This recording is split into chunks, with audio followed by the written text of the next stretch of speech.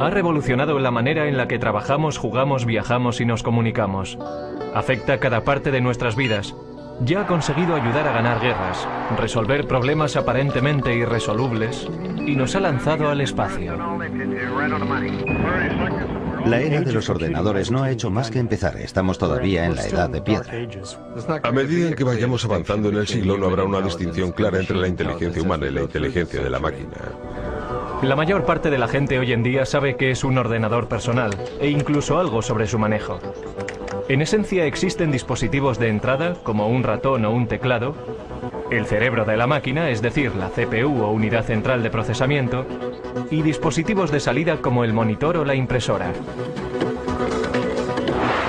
Por dentro, el ordenador realiza su magia haciendo millones de pequeños cálculos por segundo. Básicamente sus circuitos electrónicos solo tienen dos opciones. Pueden ser conectados y desconectados. En código binario, un 1 representa encendido. Un 0 representa apagado. Por lo tanto, un 1 en binario también significa verdadero y 0 significa falso. Mediante estos valores obtenemos la lógica binaria, lo que permite al ordenador computar. El ordenador solamente conoce el código binario de unos y ceros y lo utiliza para hacer cálculos y transformar personas normales en autores, animadores y navegantes de la red. El ordenador crea su magia mediante la velocidad a la que puede calcular. Un PC medio realiza 100 millones de cálculos por segundo. Pero eso no es nada comparado con algunas de las máquinas industriales actuales.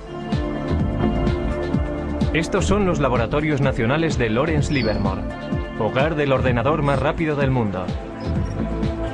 El Departamento de la Iniciativa Informática Estratégica Acelerada de la Energía, ASCII White.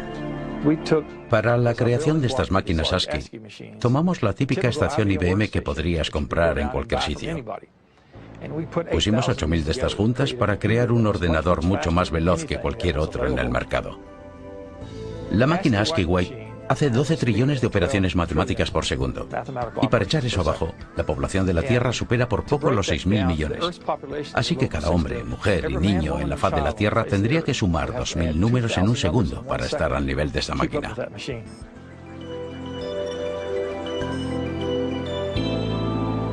Como si fuera el guardián del silicio, el ASCII White está dedicado al servicio del país. Los laboratorios nacionales Lawrence Livermore son responsables de cerciorarse de la seguridad y la actuación de las armas nucleares de la nación. En 1992, el presidente George Bush prohibió las pruebas nucleares bajo tierra. Eso hace que sea muy difícil calcular el arsenal nuclear. Ahora los laboratorios han decidido emplear superordenadores para hacer las simulaciones y determinar la integridad de las armas que van cogiendo tiempo. Si se piensa en un arma nuclear y todos sus componentes, se empieza a comprender qué difícil es el proceso. Tenemos que ser capaces de simular cada una de las partes, la física que tiene lugar dentro de ellas. Estos simulacros son tan complicados que incluso a un ritmo de 12 trillones de cálculos por segundo llevarían semanas completar una prueba. El ordenador también tiene el poder de modelar moléculas.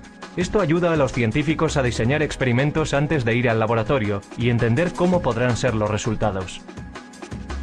La manera más efectiva de obtener información del ordenador a la mente humana es mediante muestras visuales.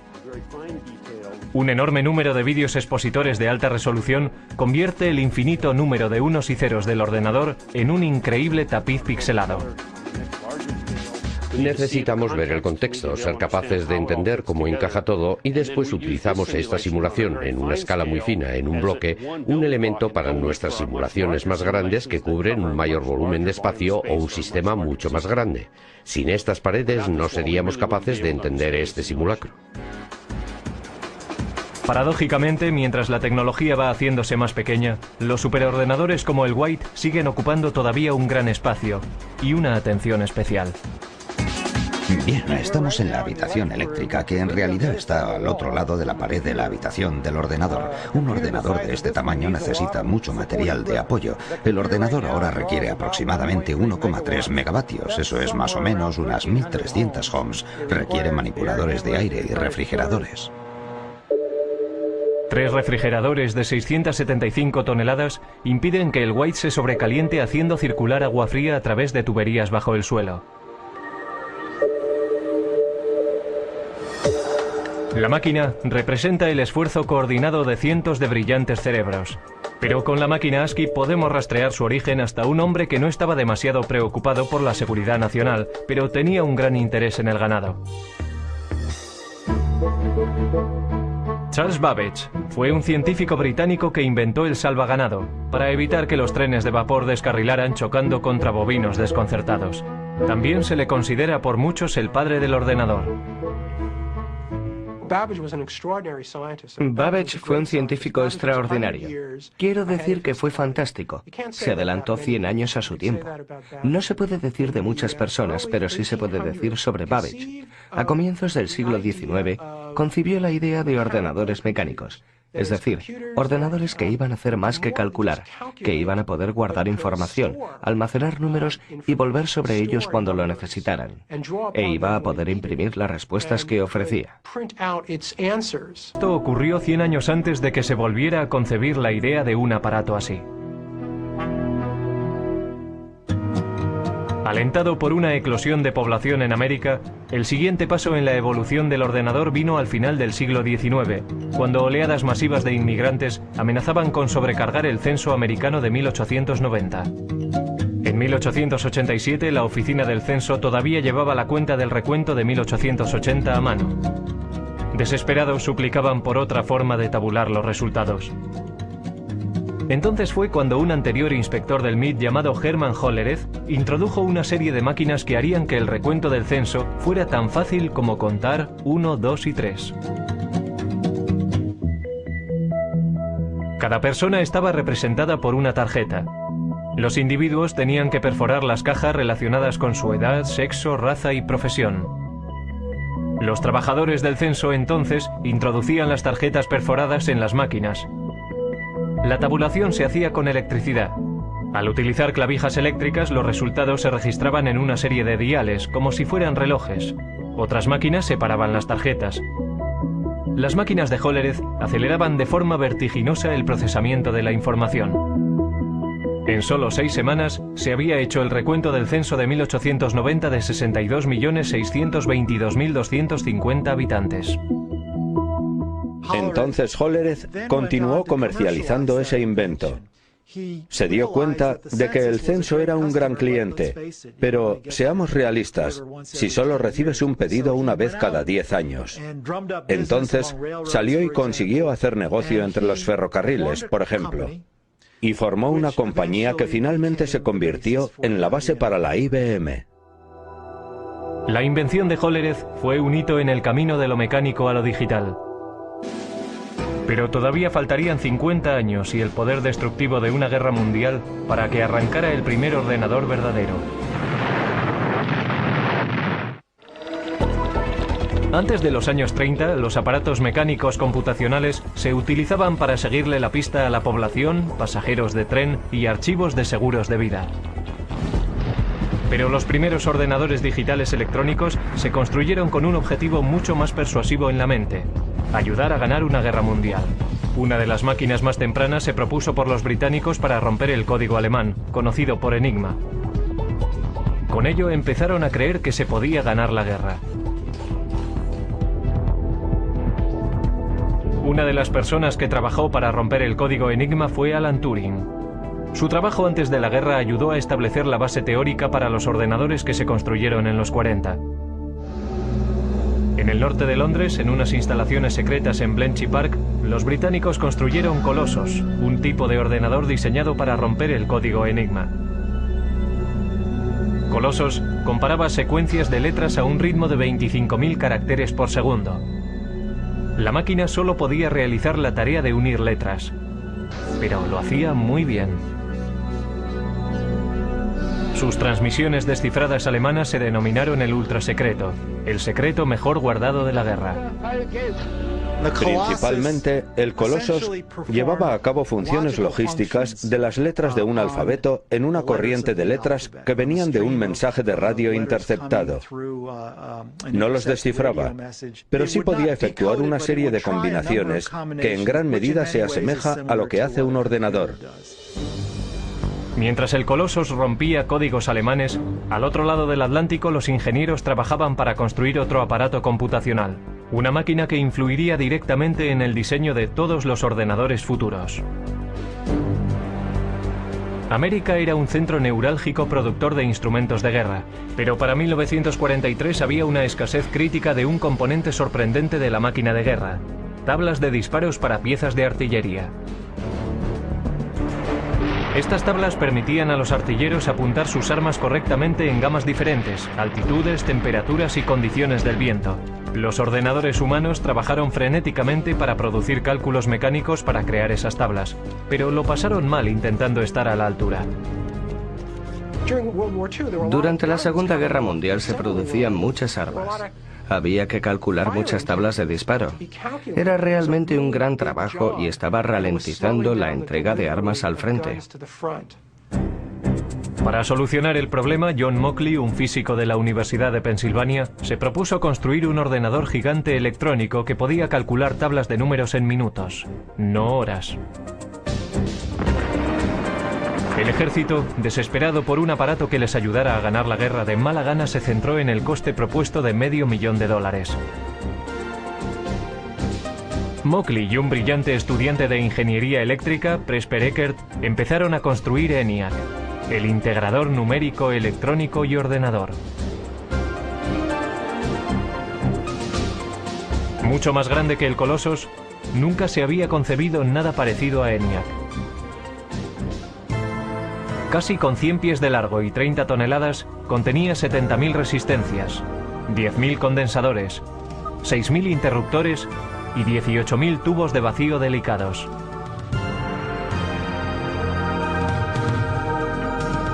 Los tubos funcionaban como bombillas. En una máquina cabían 18.000 tubos, por lo menos uno tenía que cambiarse cada pocos minutos. Después de 2 años de trabajo intenso, el equipo completó el ENIAC. 3 meses después, los japoneses se rindieron.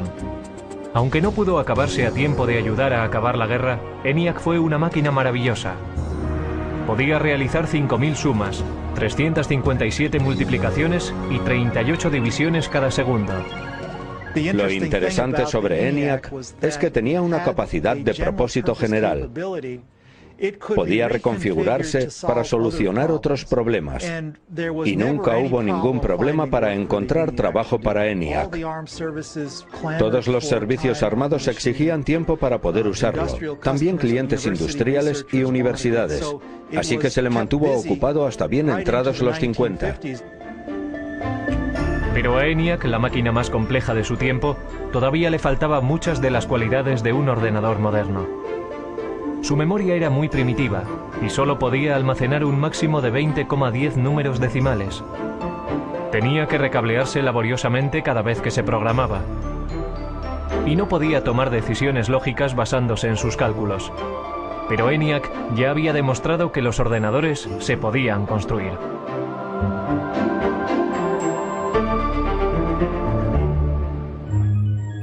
Justo antes del final de la Segunda Guerra Mundial, John von Neumann, un consejero de Eckert y Mauchly en el proyecto ENIAC, escribió un ensayo que iba a influir de forma definitiva en el siguiente paso del diseño de ordenadores. Von Neumann poseía una memoria fotográfica y era uno de los científicos principales enrolados en el proyecto Manhattan. El artículo de von Neumann delineaba la estructura de un ordenador moderno. El diseño comprendía una unidad de procesamiento y una unidad de control, memoria, entrada y salida, pero lo más importante en la evolución de los ordenadores tendría su capacidad de programación internamente en su memoria. Internamente contenía programas para darle al ordenador su potencia y versatilidad, porque un programa interno puede modificar lo que hace, basándose en los datos o los resultados de las computaciones. El trabajo de von Neumann proponía una máquina que realmente poseyera una capacidad general de propósito. En su trabajo describió los atributos del ordenador, cómo tenía que organizarse de forma lógica.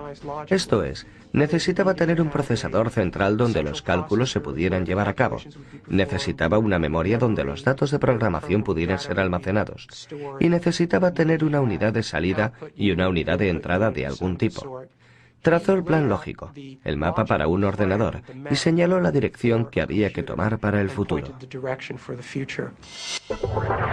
La idea para almacenar programas internamente era la última llave para desarrollar el verdadero ordenador con un propósito general. Pero si fue o no la idea de von Neumann es algo que se ha debatido con vehemencia recientemente. Ecker y Mauchly, que habían trabajado con von Neumann, dijeron que habían formulado programas internos como parte rutinaria de su trabajo al construir ENIAC. Sin embargo, Ecker y Mauchly no fueron incluidos como autores en el artículo y se sintieron traicionados. Pero al darse cuenta de que el ordenador encontraría un lugar en el mundo de los negocios, Ecker y Mauchly formaron su propia compañía. Empezaron a trabajar en una máquina que llamaron UNIVAC, Ordenador Universal Automático. A diferencia de sus predecesores, UNIVAC era una máquina amable, diseñada para solucionar problemas científicos o militares. Podía diseñarse para satisfacer varios propósitos. El UNIVAC también constituía el primer ordenador en poder fabricarse en masa y venderse comercialmente. La máquina podía ser programada para toda una serie de tareas de procesamiento de datos como nóminas, inventarios y facturación. Unidades de cinta compactas y magnéticas almacenaban datos, y los resultados se imprimían automáticamente. Todavía muy poca gente entendía qué grado de utilidad tendría un ordenador. Esa percepción cambió drásticamente en la noche electoral de 1952, cuando la CBS utilizó el UNIVAC para predecir el resultado de la carrera presidencial entre Eisenhower y Adelaide Stevenson. Los sondeos decían que la carrera presidencial estaba muy justa. El UNIVAC calculaba de otra forma. Los ingenieros introdujeron los resultados de los precintos seleccionados del este, antes de que cerraran los colegios electorales en el oeste. Los expertos pensaron que había sido una carrera muy apretada, pero el UNIVAC predijo una victoria electoral arrolladora para Eisenhower. Incluso la CBS no creyó lo que decía el ordenador y dudó en dar a conocer sus resultados. Pero al final el UNIVAC tenía razón. El poder y la utilidad del ordenador habían sido probados. Después del éxito del UNIVAC, varias empresas empezaron a ver un futuro en el desarrollo de los ordenadores. IBM empezó a darse cuenta de que los ordenadores serían cada vez más pequeños, más baratos y más fáciles de manejar, y que habría un lugar en los negocios para estas máquinas que, desde luego, a la larga, sustituirían a la tecnología de las tarjetas perforadoras. Para comienzos de la década de los 60, IBM dominaba el gran mercado de los ordenadores. Los negocios empezaban a depender de los ordenadores. Las máquinas se iban haciendo cada vez más pequeñas, gracias al cambio de tecnología de tubo a los transistores, a la tecnología de los transistores. Y la carrera hacia la Luna iba a hacer que los ordenadores fueran aún más pequeños.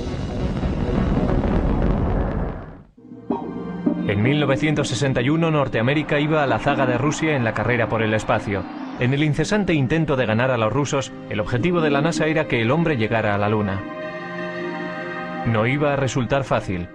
Cuando comencé a trabajar en la NASA en 1962, el primer día me dieron una regla de cálculo de 20 inch. Nuestros cálculos se hacían principalmente en calculadora de bolsillo. Teníamos a un número de personas a las que asignábamos nuestras hojas de datos, y su trabajo consistía en trabajar con sus pequeños cálculos. Pero los astronautas no podían confiar en reglas o calculadoras de bolsillo en el espacio. La misión requería un ordenador guía sofisticado. A principios de la década de los 60, sin embargo, una máquina tan potente como la que necesitaban ocupaba toda una habitación. La NASA intentó reducir el tamaño del problema. Afortunadamente, el primer gran avance en el camino a la miniaturización ya había tenido lugar. En 1947, 3 científicos en los laboratorios Bell inventaron el transistor. Un transistor ejecutaba la misma función de encendido y apagado que los tubos de vacío, pero era mucho más pequeño y más fiable. Los transistores se hacían con silicio y cable diminuto. El silicio es un semiconductor. Si se aplica un voltaje pequeño, se comportará como conductor, permitiendo que pase una corriente entre los cables. Si no hay voltaje, actuará más como un aislante bloqueando la corriente. Esta característica del silicio es lo que permitió a los transistores hablar el lenguaje binario de los ordenadores. Y harían del silicio la base para la industria de estos. El siguiente paso en la miniaturización tuvo lugar en 1959, cuando Robert Noyce y Jack Kilby, ingenieros para fabricantes rivales de transistores, llegaron a los mismos avances de forma independiente y que conducían a la misma idea revolucionaria. Toda una red de componentes electrónicos, transistores y todo incorporado en un solo chip de silicio. La gran innovación en la electrónica se llamó el circuito integrado. En 1969, 5.000 circuitos integrados componían el corazón de cada uno de dos ordenadores idénticos. Uno en la órbita lunar y el otro en la Tierra. Para su tamaño, estos eran los ordenadores más potentes de la Tierra. Mientras Neil Armstrong daba un pequeño paseo en el polvo lunar, Ted Hoff, un ingeniero con la compañía de chips Intel, estaba dando un gran paso en el proceso hacia la miniaturización. Estaba desarrollando una idea que pondría todo el ordenador en un chip de silicio, el microprocesador. Era la invención no solo de circuitos integrados, sino de un tipo particular de circuito integrado, el microprocesador, que hace posibles los ordenadores personales de hoy en día. A Hoff le habían encargado diseñar 12 circuitos integrados por separado para fabricar una calculadora japonesa. Sugirió colocar toda la unidad de proceso en un chip y programarlo como un ordenador. Intel desarrolló la idea y para 1970 tenían un modelo de microprocesador. Los ordenadores estaban en el camino para hacerse más pequeños. Sin embargo, todavía estaban muy lejos de ser fáciles de manejar. Uno de los primeros intentos de simplificar las operaciones del ordenador fue encabezado por Doug Engelbart. El científico concibió una manera sencilla de manejo e incluso mostró un prototipo en 1968 en la Conferencia de Otoño de Ordenadores de San Francisco.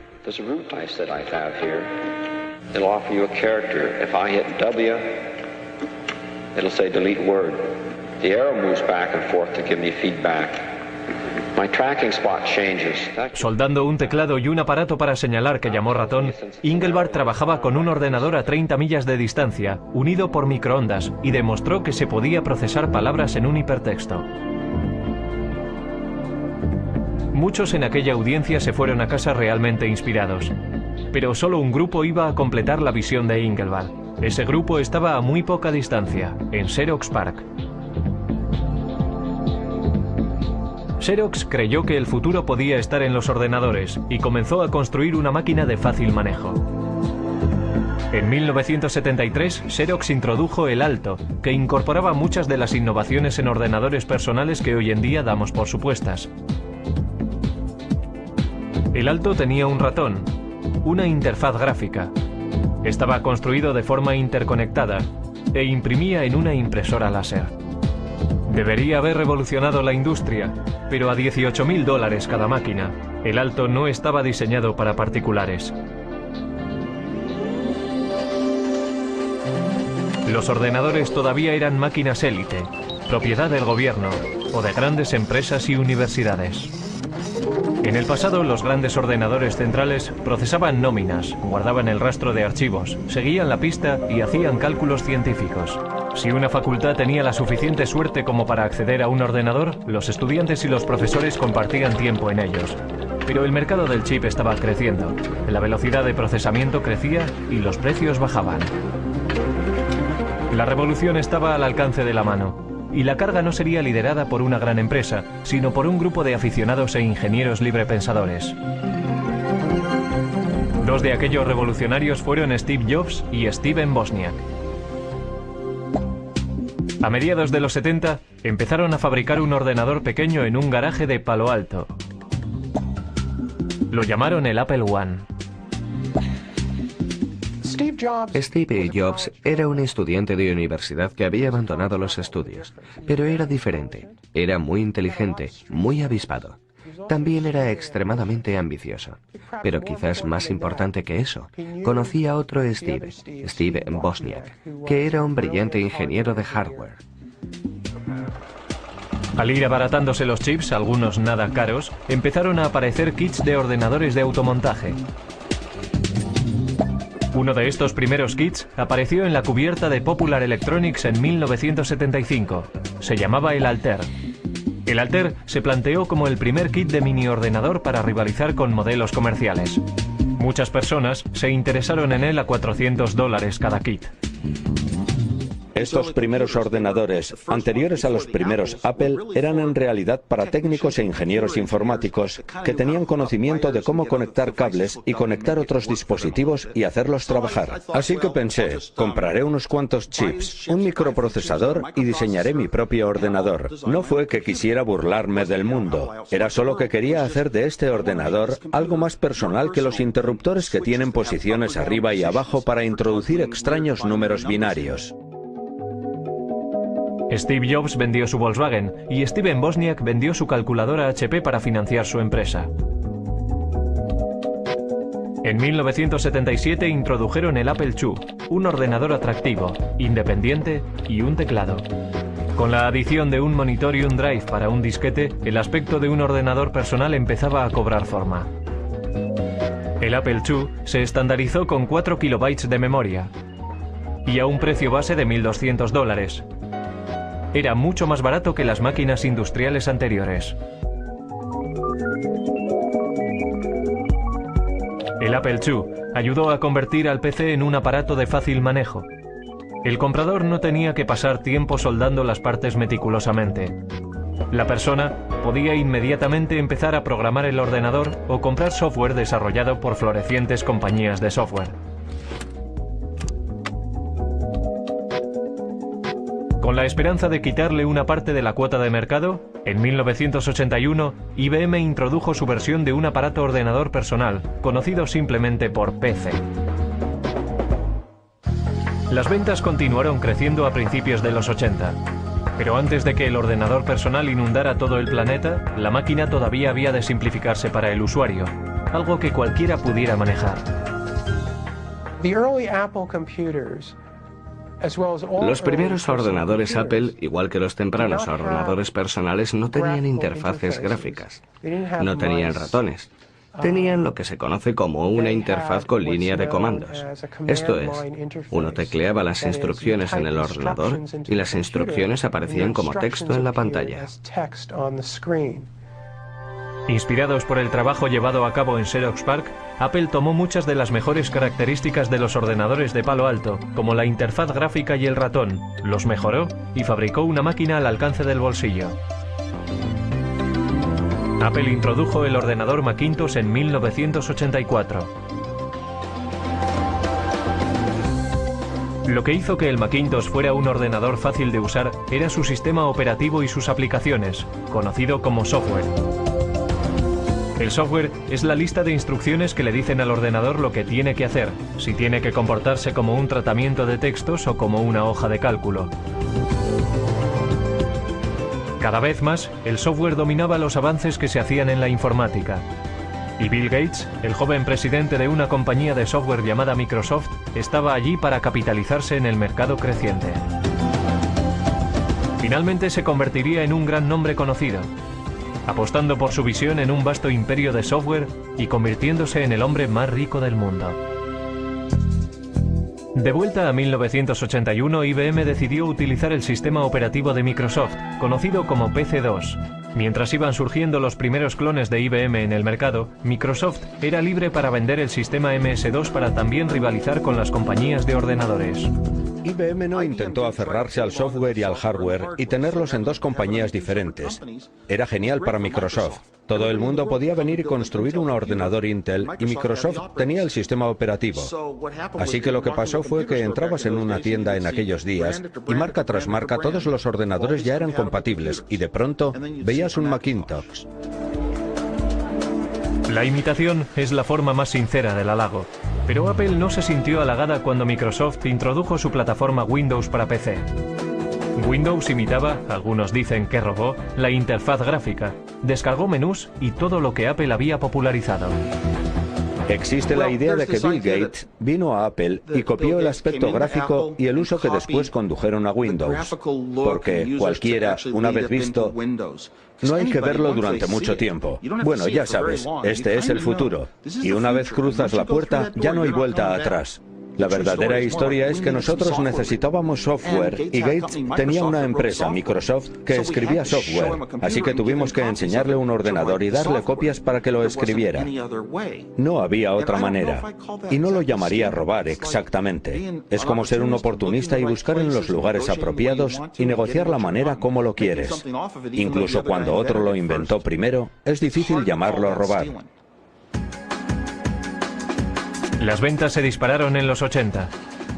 De 500.000 máquinas al año en 1981 a 7 millones para el final de la década.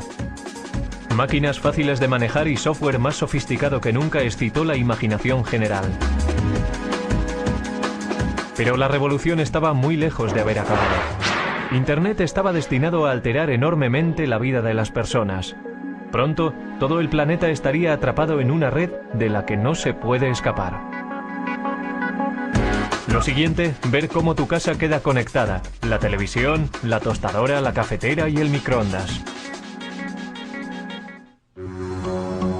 En la década de los 90 las ventas de ordenadores se dispararon, llevadas por la red. Yo diría que Internet es más importante que los ordenadores personales, aunque necesitas un ordenador personal para utilizar Internet. Es como, ¿qué es más importante? ¿Las calles o los coches? La web nos conecta, pero no de forma tan restrictiva como antes. La tecnología sin cable nos hace móviles. Ya hay asistentes digitales y aplicaciones de la web que siguen cambiando el aspecto y el papel de los ordenadores. Los microprocesadores están en todas partes. La línea divisoria entre ordenadores, teléfonos móviles y otros productos electrónicos es muy difusa. Es el continuo empequeñecimiento de la tecnología del chip lo que está espoleando la evolución. Lo que tengo aquí es una unidad de fabricación de tecnología de silicio. Y este ejemplo concreto es una lámina de microprocesador de Pentium 3. Eso es más o menos de 8 inches de diámetro. Y tiene capacidad para 200 microprocesadores Pentium 3.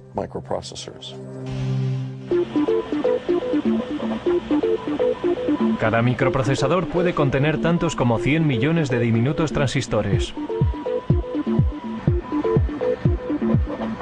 Los chips se fabrican mediante un proceso llamado fotolitografía. Los fabricantes de chips empiezan por ponerle a una lámina de silicio una capa de un material fotosensible. Los científicos entonces hacen una plantilla del diseño que quieren mediante el grabado en un metal fino con un rayo de electrón.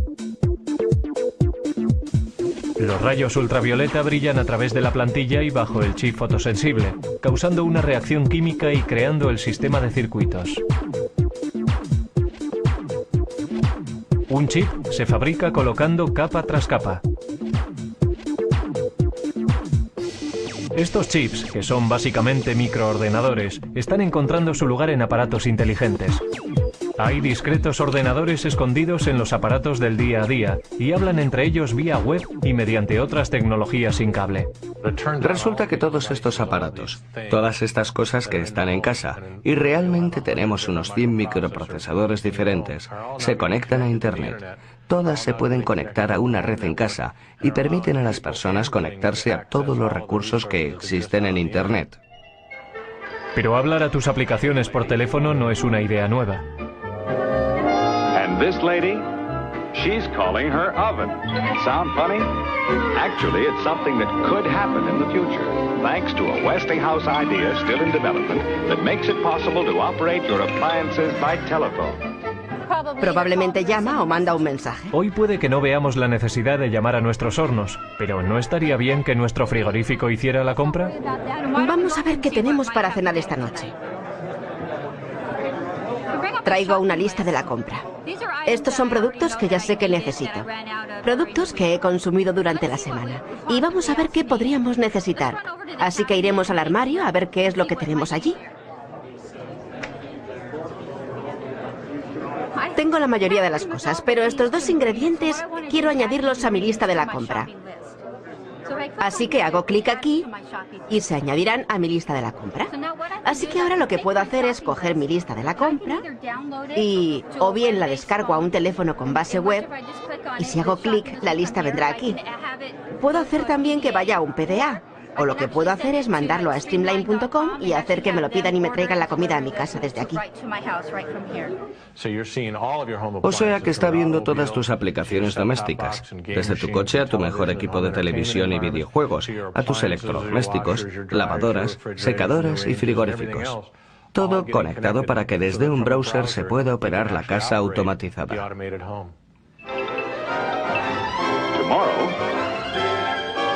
The Westinghouse telephone control may allow you to feed your pets, open or close your windows, operate any of the appliances in your home, even if you're miles and miles and miles away. Si estás fuera de casa y viene alguien y toca la puerta cuando está conectada, alertará a mi teléfono. Entonces estoy fuera y desde mi teléfono puedo hacer varias cosas. Puedo llamar a mi casa, hablar con la persona, puedo descargar la imagen de quién es, puedo ver si es uno de mis hijos que se ha olvidado la llave, puedo ir más allá con mi teléfono porque puedo controlar la puerta y dejarles pasar. A continuación, ordenadores del futuro que disparan la mente. Dentro de 10 años los ordenadores no serán objetos que trasladamos de un sitio a otro. Estarán en nuestras gafas lanzando imágenes directamente a nuestra retina. Siguiendo una tendencia antigua en el mundo de los ordenadores, las cosas se están haciendo más pequeñas. Mucho más pequeñas. Hewlett Packard está trabajando en un ordenador molecular. El Dr. Stan Williams planea utilizar moléculas en lugar de unos y ceros eléctricos para hacer funcionar un ordenador. Por supuesto que un interruptor es algo que puedes encender y apagar, así que si piensas en una pared de interruptores, la gente habla del mecanismo de apretar un botón que se llama flip-flop de conmutación. La manera en que las moléculas se modifican es simplemente mediante el cambio de forma. Cuando tienen una forma están encendidas, cuando tienen otra forma están apagadas. Una corriente eléctrica podría apretar el interruptor mecánico, convirtiéndolo en el mecanismo fundamental de la informática digital. Pero, ¿cómo se conecta todo?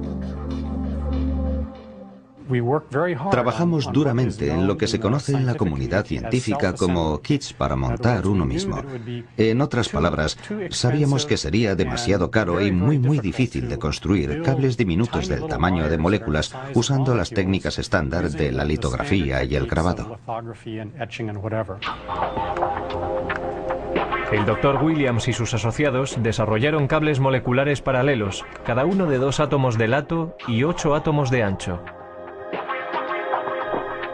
Resulta que no planificaron ni redactaron estos cables. No les dijimos dónde tenían que ir en ningún caso. Esencialmente depositamos una pequeña cantidad de iridio en una superficie de silicio, lo calentamos y se produjo una reacción química entre los dos materiales, y el resultado de la reacción química fue una serie de cables que ven detrás de mí. El Dr. Williams previó construir ordenadores moleculares mediante la retención de moléculas individuales entre 2 juegos de cables. Con este tipo de memoria molecular podríamos construir tanta memoria en cualquier cosa del tamaño de una uña. Podríamos almacenar fácilmente toda la biblioteca del Congreso en ella. Otras investigaciones están trabajando en futuros ordenadores que puede que utilicen ADN o incluso partículas de cuanto. Con el almacenamiento masivo y el poder verdadero de la informática, la siguiente generación puede que sean ordenadores modelados según el cerebro humano. La inteligencia artificial en la ciencia y en el arte de fabricar ordenadores hace cosas que nosotros consideramos que requieren la inteligencia humana. Estamos desarrollando sistemas que pueden ser parejos o incluso superar a la mente humana dentro de nuestros dominios. Si se trata de jugar al ajedrez, diagnosticar una enfermedad, guiar misiles crucero a través de terrenos, tenemos un sistema que puede operar al nivel humano dentro del marco de estas tareas definidas. Lo que no tenemos todavía es sistemas que puedan entender el lenguaje humano con la flexibilidad de los humanos. Eso llegará. Alan Turing fue un arquitecto informático temprano que trabajó para desmontar el código Enigma durante la Segunda Guerra Mundial. En 1950 previó un tiempo en el que los ordenadores podrían ser capaces de pensar. Cuando el superordenador Deep Blue de IBM ganó al campeón del mundo de ajedrez Garry Kasparov, algunos perdieron el respeto al juego. Pero otros reconocieron que esto era un signo de que las máquinas inteligentes llegarían.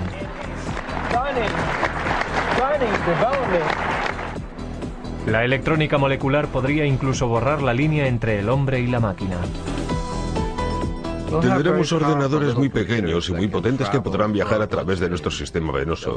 Tendrán el tamaño de las células de la sangre y se comunicarán sin cable con nuestras neuronas.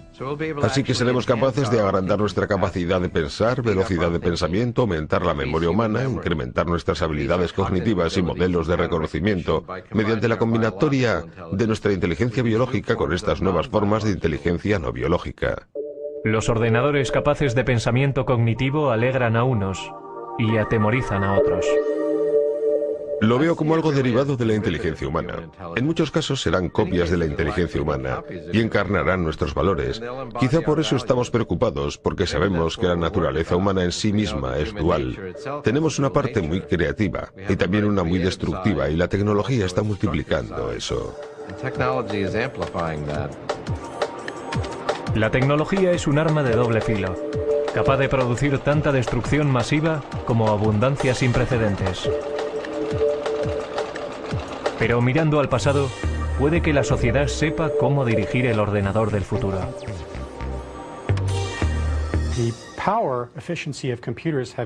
El poder eficaz de los ordenadores se ha incrementado por un factor de 100 millones en tan solo 50 años. Tan sorprendente como esto, nuestros estudios en física fundamental nos dicen que debería ser posible aumentar aún más el poder eficaz de los ordenadores por otro factor de 1 billón más de lo que son hoy. Lo que eso me dice es que la edad del ordenador no ha comenzado aún.